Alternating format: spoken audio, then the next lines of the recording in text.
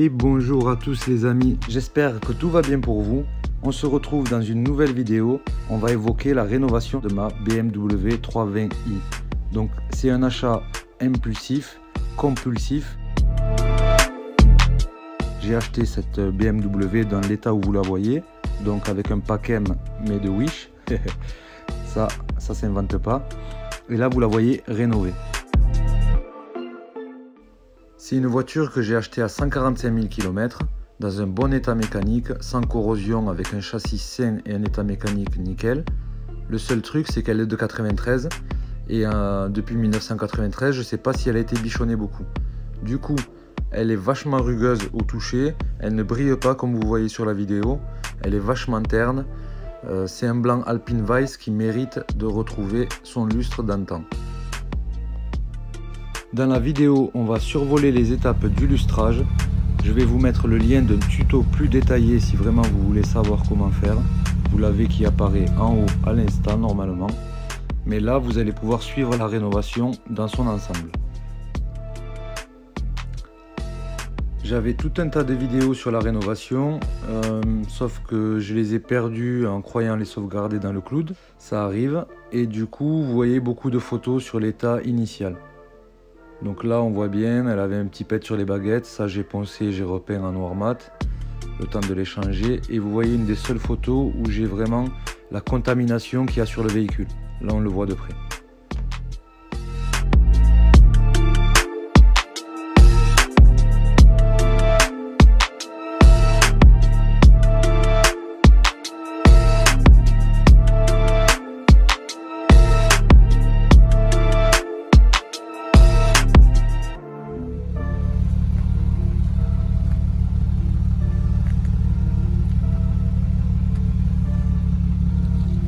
Donc première étape, c'est le pré-lavage. Ça consiste à enlever le maximum de contaminants sans contact. La deuxième étape, après ça, c'est le lavage avec la technique des 2 seaux. Donc je ne l'ai pas en vidéo parce que comme je vous ai dit, j'ai perdu énormément de vidéos. Du coup, je remplace par des extraits de la vidéo dont je vous parlais et dont le lien doit s'afficher encore en haut. Donc l'étape de la décontamination, du polissage et du lustrage. Voilà quelques étapes avant de retourner à notre fameuse BM.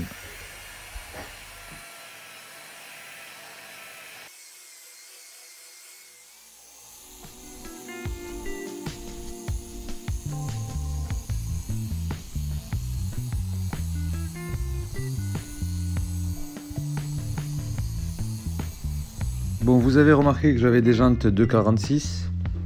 Du coup, j'ai été chercher des jantes de Worldline sur le bon coin. Donc on a monté les jantes de suite. Elle est partie chez le mécano changer le joint de cache-culbut et tous les fluides. Et j'en profite aussi donc pour remercier le garage Layol pour la méca.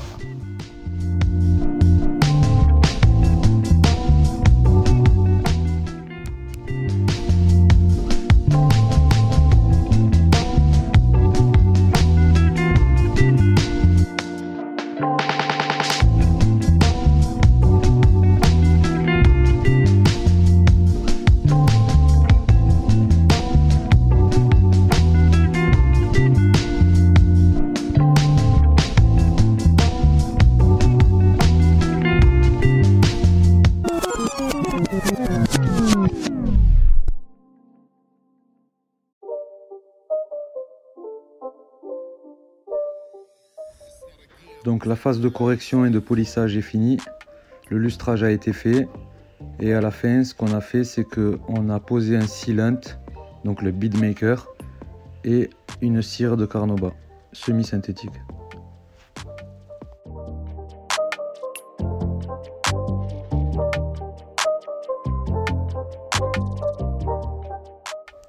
Donc j'en ai profité pour retirer le logo M à l'avant, mettre des anti-brouillard d'origine. Et du coup là la prochaine étape c'est la carrosserie pour aller peindre les pare-chocs et bas de caisse.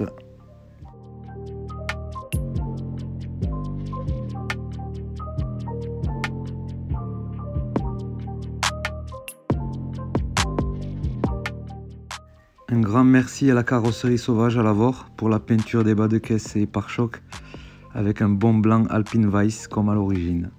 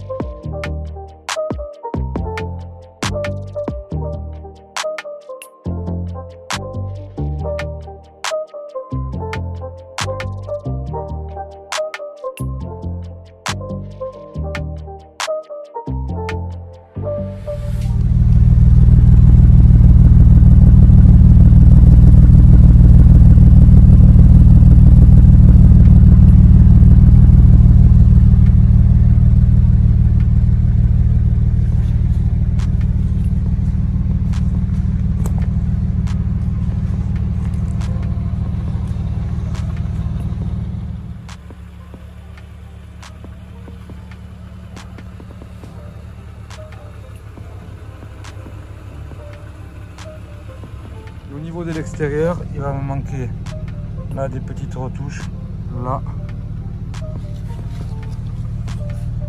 ici aussi. Et c'est tout, hein. Les baguettes que j'ai repeintes, donc je vais les changer ultérieurement. Là, vous vous rappelez qu'il y avait un gros pet. Voilà. Et un petit détail, quand j'ai lustré, j'ai pas enlevé. Ça, j'aurais dû les enlever là, les gicleurs. Puis sur le pourtour, tu vois que c'est pas lustré.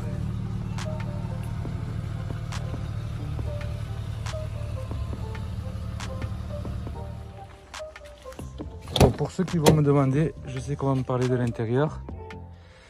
Donc au niveau de l'intérieur, c'est pas une vraie Worldline, c'est juste les jantes de Worldline que j'y ai mis. Vous voyez mes panneaux de porte là-bas, ils sont détendus. Et ça, je vais le faire. Vous voyez, celui-là est beaucoup moins détendu déjà parce que j'ai commencé à le tirer. Donc ça, je pense être capable de le faire.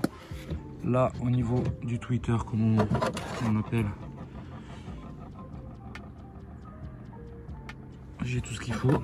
Hop, il faut juste que je démonte le panneau, le remettre en place. Et ensuite venir y greffer ça. C'est un volant 4 branches. Là, j'ai l'ancien propriétaire qui avait cassé ça là.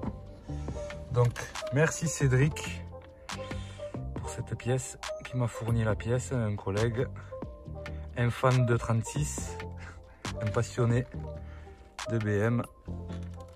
Donc il a été dans sa caverne d'Alibaba, là il m'a sorti ça, c'est tout neuf. Je l'ai nettoyé, j'en ai profité. Et franchement c'est cool. Ensuite, ce qui va me manquer sur l'intérieur, c'est la personne avait mis le poste Pioneer avec le système Bluetooth. L'ancien proprio, pareil. Tu te demandes pourquoi le fil il a pas fait passer par là, dans un angle ou quoi. Non, il a fait un trou là. Donc ça, si j'ai le temps, pareil, je vous ferai une vidéo de la restauration. Il reste de la matière là. Donc ce que je vais faire, c'est que je vais le combler et ensuite le teinter.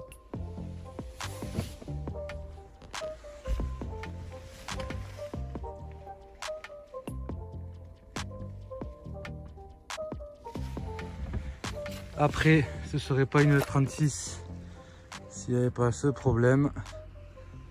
Donc ça pareil, j'ai trouvé quelqu'un, j'ai un contact pour ceux qui sont dans la région toulousaine, sur les BM là. Le mec il fait tout, il fait même les descentes là. Les descentes, pareil derrière au niveau de la loupiote là-bas. Donc ça va être fait.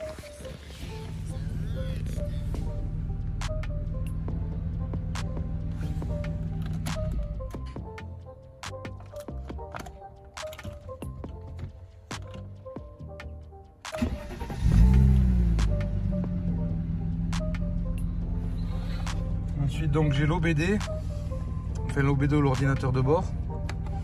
C'est le 11 touches et tu as le check control, il est bon, il est ok, mais tu as tous les pixels qui sont en train de sauter. Donc ça, si a priori je peux le faire réparer, je le fais réparer, sinon je le change.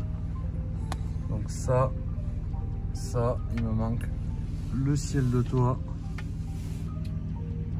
Qu'est-ce qu'on a dit encore? La commande avec l'anti-brouillard, je l'ai, il faut juste que je chope le faisceau, que je fasse un faisceau qui parte Je vais essayer de choper le faisceau d'origine. Ça, Cédric devrait me le trouver.